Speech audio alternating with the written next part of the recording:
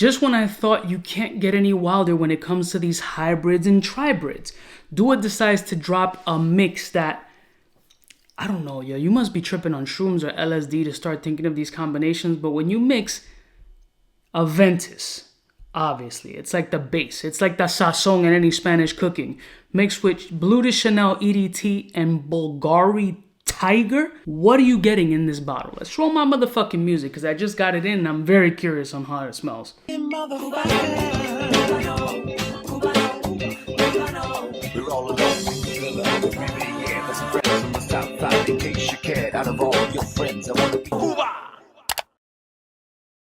Blessing, what up, beautiful peoples? You know who it is. This is your boy, C to the U to the B to the A. Bvlgari Tygar. I haven't smelled that. Nor have I seen the bottle. I'm lying. I think I've seen the bottle. I think I have. It has like tiger stripes on it, right? I'm assuming Bvlgari Tygar. But Bleu de Chanel, EDT, and Aventus. Those two, I can kind of see how those work definitely together.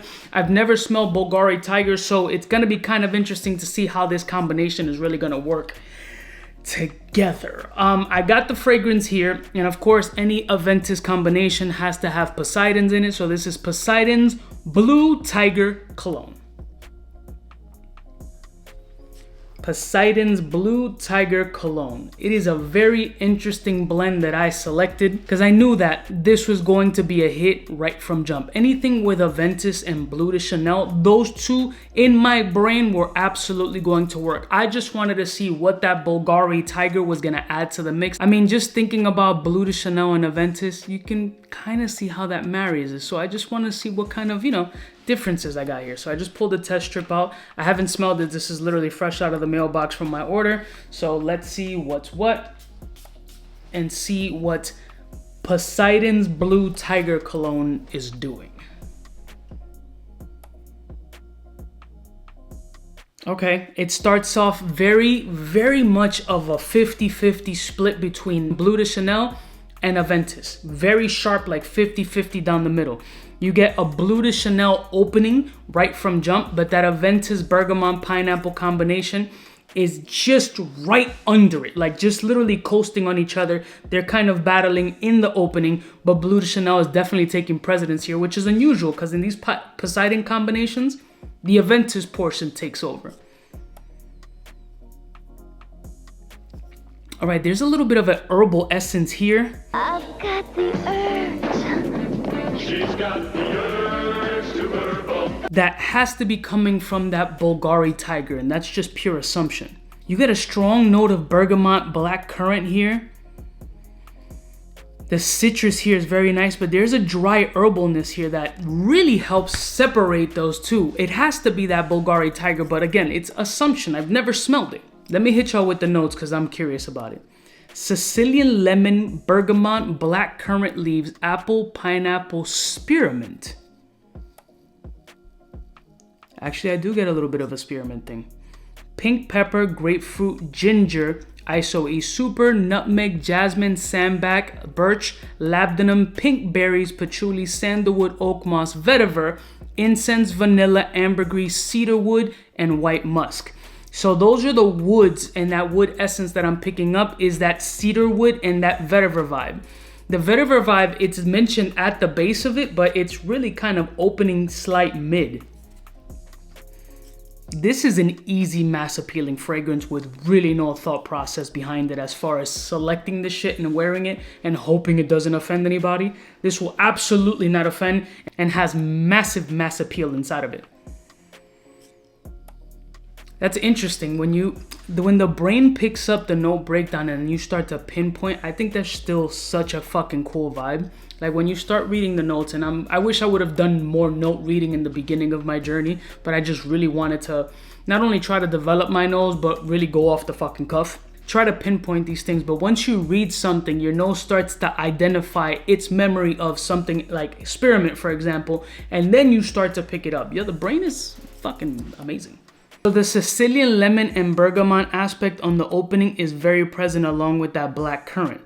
The apple, slightly, it's more of a pineapple spearmint. The pink pepper doesn't provide much of a heavy spice in my opinion. The spiciness here comes more from that gingery aspect that the note breakdown is indicating.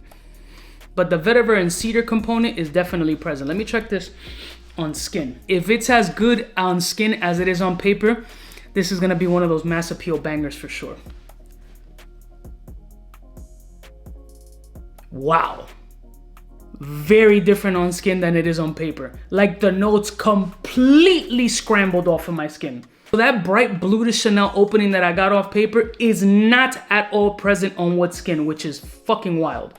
Off of skin, that musky vetiver combination is really popping out, as opposed to the Bleu de Chanel DNA that really appeared itself on that test strip is not here on the opening, which is fucking nuts.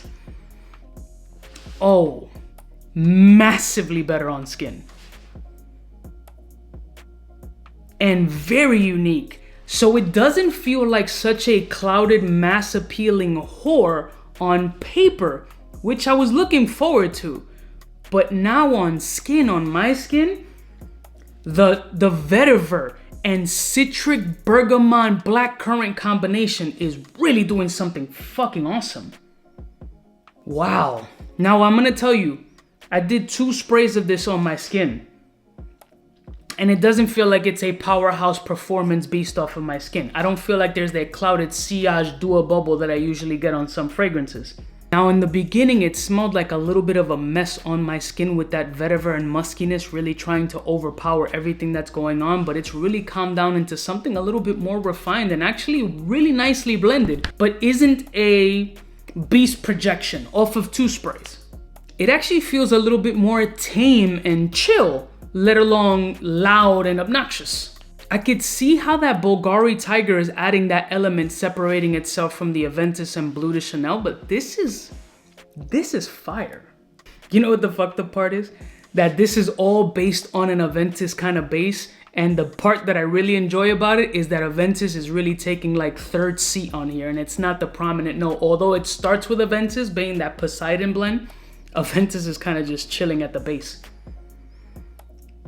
Now off of skin, the composition is completely different. It's Bvlgari Tygar. It has to be that.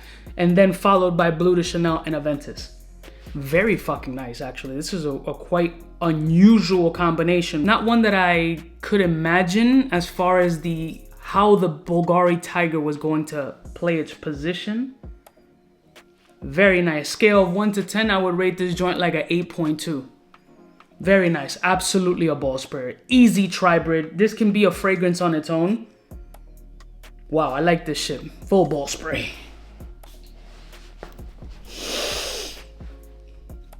Doesn't smell the same in the air as it does off of skin. Shit. This is fucking nice off my skin. I don't know how this performance is gonna be though. I might have to revisit this and let you guys know on the performance aspect. But wow, pretty fucking dope. I love y'all motherfuckers from the heart. I'll put a link in the description if you guys are interested in this fragrance, and I'll see y'all bitches next time. You know who it is. Biggest in the game. Damn. All right, smooches.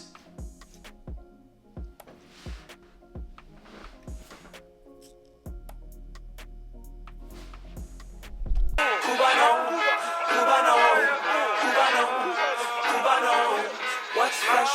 Who's best? Wanna know who's gonna pass the test? For the fly gun holder, money folder, Motorola start tag when it's time to call back. For the rough, rugged, and raw way, this nigga Jay, it's a game, but he don't play. Hey, for all the chicks that got dead in the penthouse suite on top of my mom's crib. It's nonsense you never get in. It's nonsense that you would think that you would.